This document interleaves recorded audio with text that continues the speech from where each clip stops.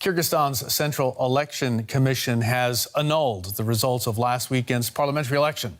The president is insisting at this hour that he is still in control of the country, even though protesters earlier broke into government buildings and freed his jailed predecessor. Now, at least one person has been killed in the violent clashes that erupted overnight in the capital, Bishkek. Anger has also been growing over the results of the election that handed victory to two establishment parties.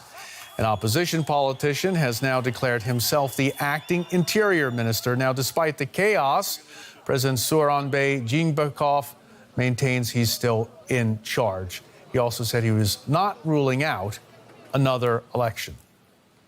Peace in the country and stability in society is more important than any politician's mandate. I suggest that the Central Election Committee thoroughly investigate any violations during the election process and annul the results if necessary. I ask political leaders to calm their voters and ask them not to take part in gatherings. Following the story for us from Moscow is DW's Yuri Reshetto, our bureau chief there. Let's go live to him now. Yuri, can you fill us in on this with some details and who's in charge in Kyrgyzstan right now? Well, yesterday in the capital Bishkek, as you said, supporters of the parties that lost the parliamentary elections came out to a rally which later escalated into riots.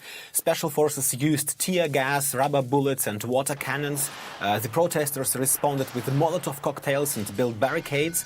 Reportedly, more than 100 people were injured in the clashes. Demonstrators stormed the parliament building where the president's office is located. They demanded a second vote.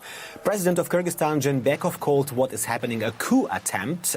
He is still in charge. Today, the demonstrators occupied the building of the Kyrgyz government and refused to let employees into it. And finally, today, just a few minutes ago, the Central Election Commission has annulled the results of the vote. So now the opposition wants to see their candidate as prime minister.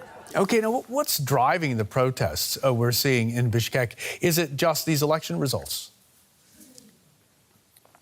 Well, Brian, this is not the first time that there has been a violent political overthrow. This time, 16 parties participated in parliamentary elections. Only 4 managed to get seats in the parliament. These parliamentary elections took place 10 years after the country switched to a partially parliamentary system of government. And the current president is known for his reserved political style, but his popularity has declined, most recently due to the pandemic in Kyrgyzstan. He was accused of inaction. Some even called for the president to be impeached. The country had one of the highest death rates caused by COVID-19 in the world, and quarantine has lost Kyrgyzstan a fifth of its budget.